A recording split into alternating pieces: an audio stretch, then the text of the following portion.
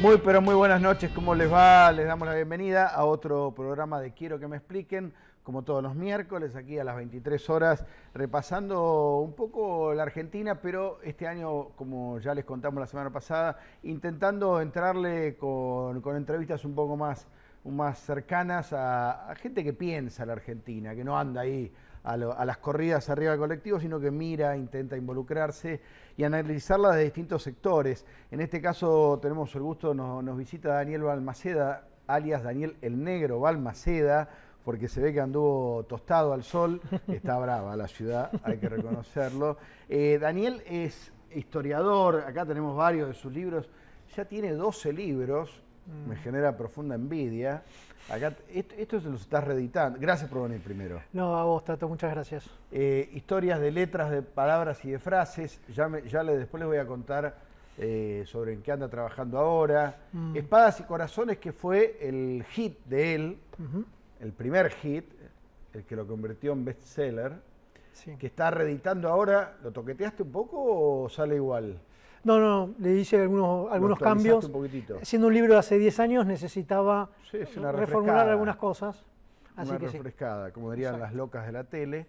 Estrellas del pasado, este es uno de los últimos también. Ese es el último. Estrellas del pasado, que son justamente, fíjate que se están sacando una selfie en la tapa. Belgrano, San Martín, Fangio, Gardel, Sarmiento y Victoria Ocampo, justamente porque son como estrellas y que pretendo que sigan brillando, ¿no? Sí, acá vamos a hablar un ratito de Sarmiento, porque acá Sarmiento es polémico, o ha sido polémico durante el kirchnerismo. Sí. ¿Cuántos de estos personajes que han sido polémicos dejarán de serlo en el nuevo tiempo político? Bueno, ya estaremos hablando de eso con Daniel. Daniel tiene una virtud, en realidad tiene una característica que ha convertido en virtud, para ser precisos, que es periodista. Eso es una característica. Y en virtud porque ha contado la historia, o la cuenta, pues la sigue contando, para que la entendamos todos, no solo para los eruditos, a quienes supongo que no podrás excluir, porque si no te fajan, ¿no?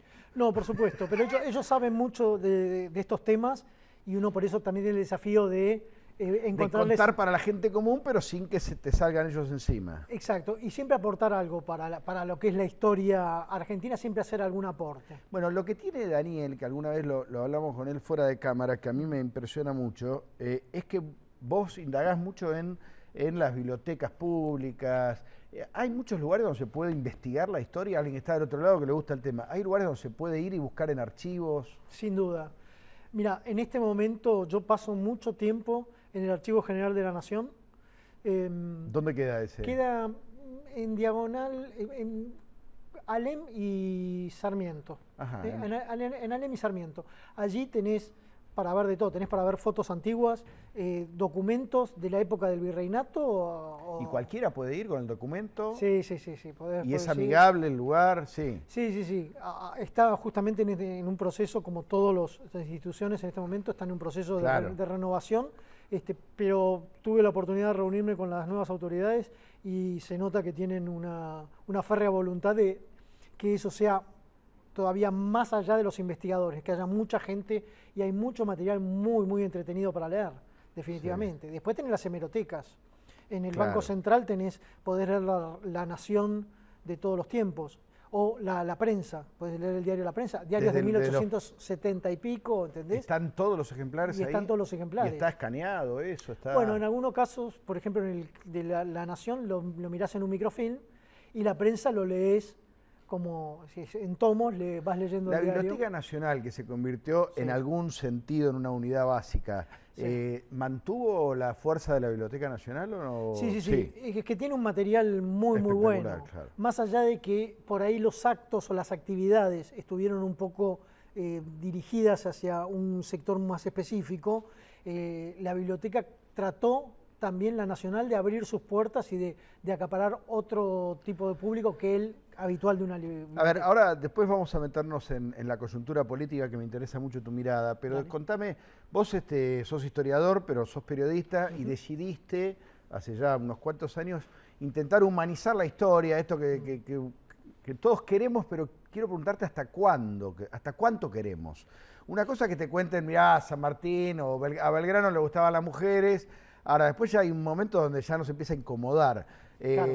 ¿Cuál es el corte? ¿Cuál es el límite? Bueno, en general lo que tenés con las figuras que están allá en el bronce total. Pero digamos en el podio de la admiración. El podio que son San Martín y Belgrano. Y te diría que San Martín y Belgrano están muy por encima del resto. De todos los demás. Sí. Hay mucha personalidad, mucha figura admirable. Bueno, tenés al almirante Brown como otra de los grandes, a Güemes. Te diría que son personalidades muy fuertes y muy interesantes y muy admirables. Pero San Martín y Belgrano, la verdad, le sacan una cabeza a varios. Y ellos obviamente tenían sus historias personales, sus cuestiones, su forma de ver la vida, en donde podía haber puntos cuestionables. Entonces, meterte con esas cuestiones ya generaría un rechazo del público lector que no está habituado a conocer la historia en profundidad o a situarse. Por ejemplo, en el año 1810, en donde la esclavitud era algo habitual. Claro. Es decir, tanto Saavedra como Moreno, Paso, etcétera, veían la esclavitud como algo habitual y la postergación de la mujer. Justamente Belgrano era un loco porque pensaba que a la mujer había que darle otras posibilidades, pero el resto no opinaba de esa manera. Y además mucho también lo hacía para conquistar. Bueno, pero Belgrano era un gran seductor. Era un gran seductor, tenía con qué, era un hombre muy atractivo. En realidad nosotros lo conocemos como medio castaño, pero era bastante rubio. De hecho, le decían el alemán por lo rubio que era comparado al resto. Y una persona que cuidaba mucho su aspecto. Utilizaba hasta colonias. Se cuidaba las colonias, manos. En una época donde la gente tendría mucho olor a transpiración, por ejemplo. No. Hace 200 años nos poníamos tu camisa y mi camisa y la usábamos durante una semana entera. Claro. No la sacábamos para dormir y después sí, recién ahí la cambiamos. Yo sé que vos conocerás algún caso que todavía sigue manteniendo esa tradición, pero bueno. Lógico. Antes era habitual, era así. Y justamente Belgrano era un tipo que cuidaba mucho su aspecto. Y además tenía algo que era genial, que era escuchaba a las mujeres. Bueno, eso a mí me parece maravilloso, porque eso es difícil hoy. Imagínate en una época donde de verdad la mujer era un personaje social, salvo algunos casos excepcionales, que era visto como un personaje inferior por la mayoría de los hombres. Vos pensás que Mariquita Sánchez de Thompson, que nosotros decimos Mariquita, justamente María de Todos los Santos, ella cuando tenía 14 años la querían casar con un primo que tenía 50, y ella dijo que no, que estaba enamorada de Thompson. Una rebelión. Es decir, que tenía 14 años cuando se rebeló en la fiesta de compromiso. Es decir, el fiesta de casamiento en 1800 no era lo importante la de la iglesia, etcétera, sino el día del compromiso. Y ese día, en la casa de Mariquita, que era en la calle Florida, estaba toda la crème de Buenos Aires, y la insolente mocosa de 14 años dijo, no me voy a casar porque estoy enamorada de otro hombre. Se casó con... Bueno, ¿qué le pasó a ella? Lo que le pasaba a las mujeres en aquel tiempo. La mandaron, viste, en Lima Independencia hay una construcción todavía antigua, es la Casa de los Santos Ejercicios. Sí. Bueno, ahí mandaban a las mujeres descarriadas. Los padres y los maridos que decían, no se está comportando como una verdadera hija o como una verdadera esposa, 15 días, 20 días a reflexionar y a bajar los humos ahí. Y bueno, el edificio sigue funcionando, pero no con ese tipo de actividad. A ver, esto que vos estás contando revela que hay que tener una mirada siempre piadosa del pasado.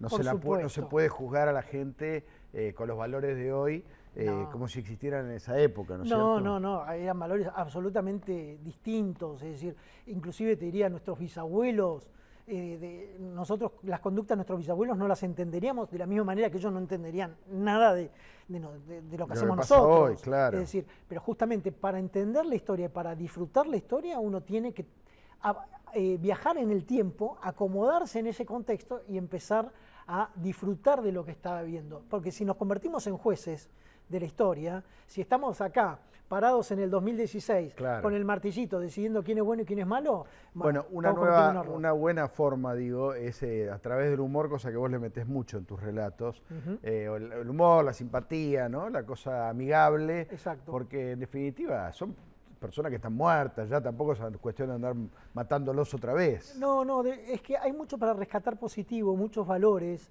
situaciones muy interesantes, ¿entendés? En un momento a Belgrano le decían cotorrita porque él se vestía de verde, caminaba con pasos muy cortos, raro en aquella época, como apurado, y tenía una voz aflautada, entonces los paisanos del ejército de Tucumán le decían cotorrita amigablemente, y en un momento, como él era medio detective, salió a investigar qué hacían un grupo de sus oficiales que se reunían de noche a la luz de una vela y vio que estaban jugando a las cartas, que estaba prohibido. Y entonces tiró él una moneda y gritó a la sota, como apostando, sí. Y alguien le adivinó por la manga que era el saco verde que él utilizaba y gritó cotorrita y se apagó la vela y salieron todos corriendo, ¿no? Bueno, ese tipo de situaciones, fíjate, simpáticas. ¿Eso dónde lo encontrás, por ejemplo? ¿En una carta? Bueno, ¿Dónde queda el registro de esas cosas? En general, en los documentos oficiales se pierden este tipo de cosas. Claro. Entonces, lo que tenés que hacer es recurrir a las cartas, a los diarios personales, a las memorias de las familias. Mirá lo que pasó. Era muy común el famoso libro de memorias de otro, memorias, ¿no? Exacto, sí. O los diarios íntimos. Hay una vecina, bueno, todos sabemos que Mitre vivía en San Martín y Corrientes, donde hoy está el Museo Mitre. Enfrente vivía una familia Ocampo. Y en un momento se cortó el gas, 1869, 1870, sí. Se cortó el gas. Cuando se te cortaba el gas, era que te quedabas sin luz. Sí, porque la iluminación era gas. Claro. Y entonces la dueña de casa le dijo a uno de los chicos que trabajaban en esa casa, dice, vaya enfrente y búsquelo a Vilches, al portero de Mitre, para que venga a arreglar el gas. Y el chico cruzó y en la puerta estaba Mitre. El chico no tenía ni idea que era el expresidente Bartolomé Mitre. Le dijo, dice la señora que vaya a arreglarle el gas. Y Mitre dijo, bueno, y cruzó. ¿Y fue? Y se puso a arreglar el gas y arregló el gas.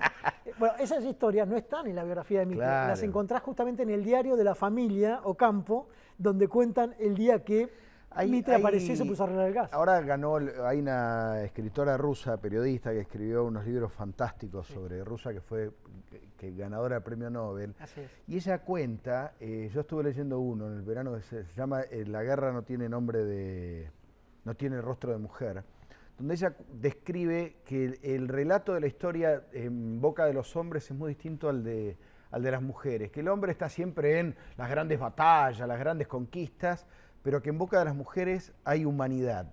¿Vos has descubierto eso también? Sí, definitivamente. Justamente el rasgo humano es sobre el que hay que trabajar y avanzar. Cuando en algún momento se me ocurrió la posibilidad de hacer una novela histórica, me di cuenta que la mujer tiene otra percepción y puede avanzar mucho más en esos terrenos. Claro, que de hecho las novelas históricas generalmente son escritoras mujeres. Sí, por supuesto. Ah, mirá. A nosotros nos cuesta mucho porque no terminamos de encontrar el aspecto humano, sobre todo el de la mujer, la mirada de la mujer.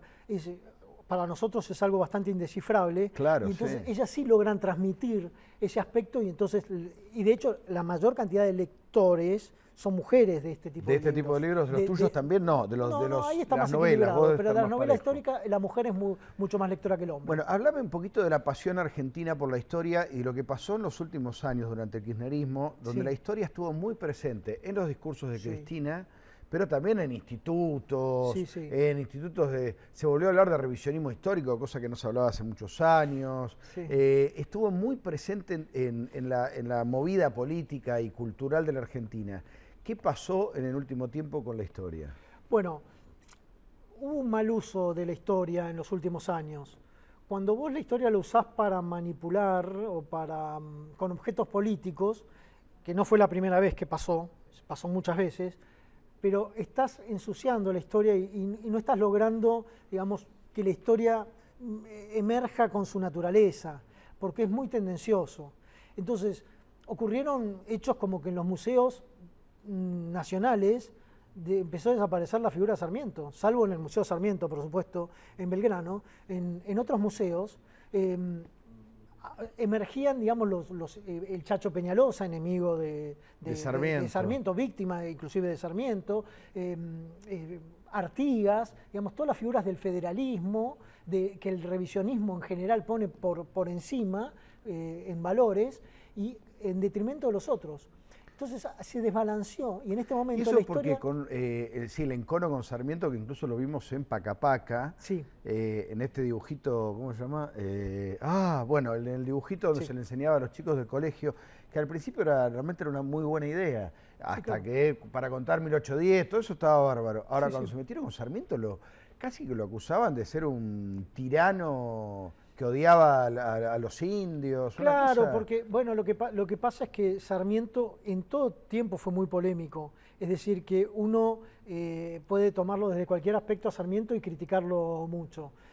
Ahora, por ejemplo, hay una frase muy... Pero es un tipo brillante al mismo tiempo, que modernizó la Argentina. Bueno, Sarmiento tomó la presidencia, hizo un censo, hizo el primer censo, ¿no? Y ahí detectó que alrededor de más de 7 de cada 10 personas, 7 y pico, de cada 10 personas no sabían leer o escribir. Claro. Es decir, mirá lo que era nuestro país. Y entonces él se dio cuenta que el problema estaba en la educación, claramente, y trabajó en pos de eso. Era un especialista, y fíjate qué ocurrió. ¿Quién fue su sucesor? Nicolás Avellaneda, su ministro de Educación. Claro. Es decir, un ministro de Educación fue el que siguió el camino que planteó Sarmiento. Fue fundamental. Bueno, ahora vamos a hacer una pequeña pausita. Dale. Cuando volvemos me terminás de explicar por qué el kirchnerismo hizo esta fractura o esta grieta en la historia y qué es lo que se nos viene en este nuevo tiempo político. Una pequeña pausita y seguimos, dale.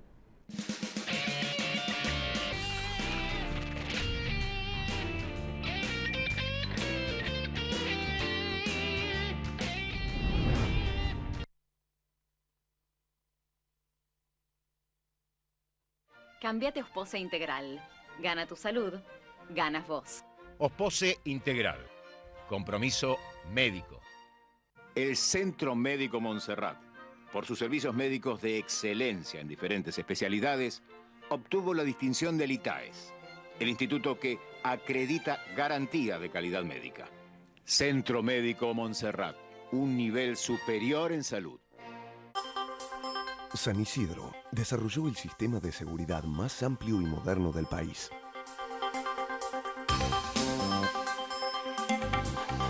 ...120 móviles blindados y equipados... ...30.000 horas anuales adicionales de policía de la provincia... ...950 cámaras instaladas... Tenemos la mayor cantidad de cámaras por kilómetro cuadrado del país. 85 kilómetros de fibra óptica. Programa Municipal de Cuidado Comunitario. 4-512-3333. San Isidro, Gobierno Municipal. La corrupción mata, empobrece, denigra, intoxica, desampara, excluye, contamina y nos afecta a todos. Los argentinos, para volver a creer en la política, necesitamos gobiernos transparentes. Para ello es imperioso contar con organismos de control con los instrumentos adecuados y el fundamental respeto de las autoridades. Desde APOC trabajamos todos los días del año para un país justo e igualitario.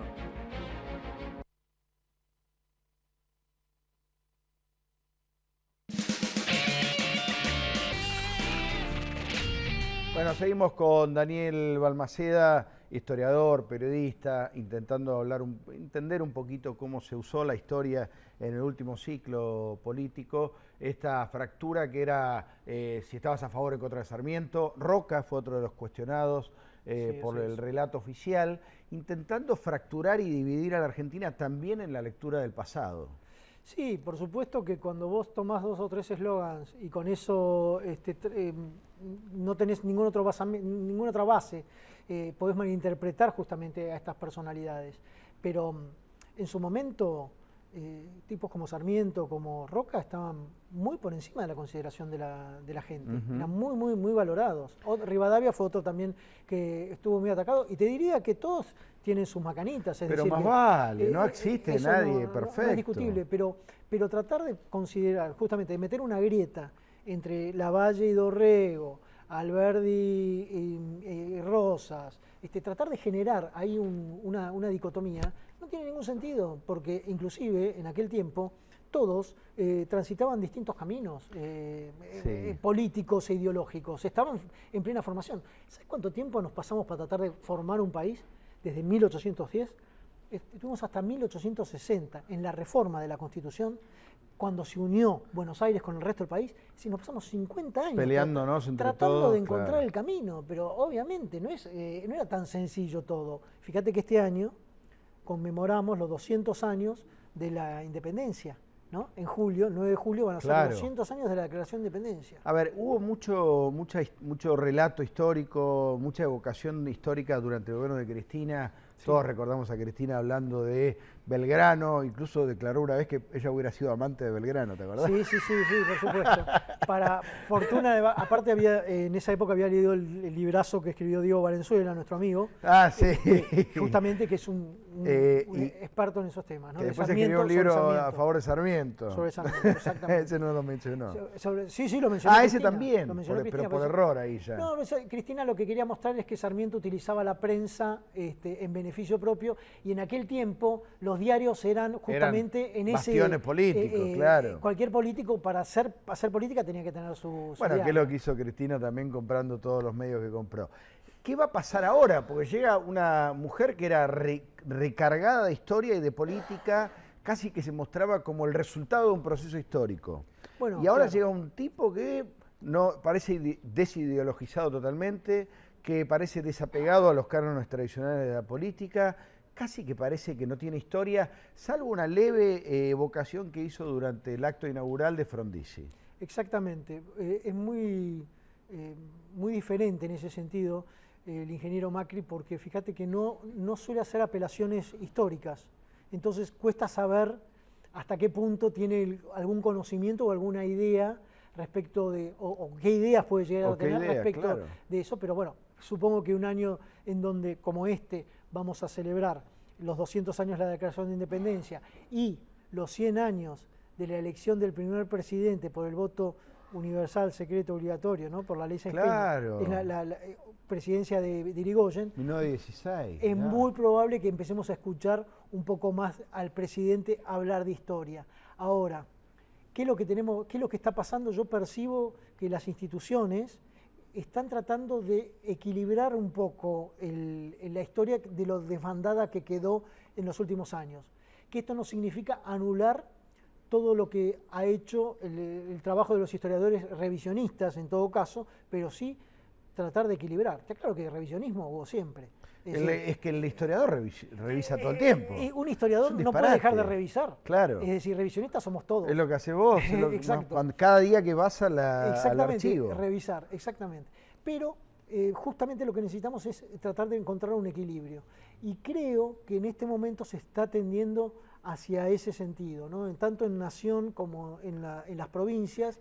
¿Y de qué manera? ¿A través de lo que se enseña en los colegios? ¿A través de lo que los institutos de historia me consta trabajan? Que Esteban Bullrich, el ministro de Educación, justamente está tratando de conseguir un equilibrio.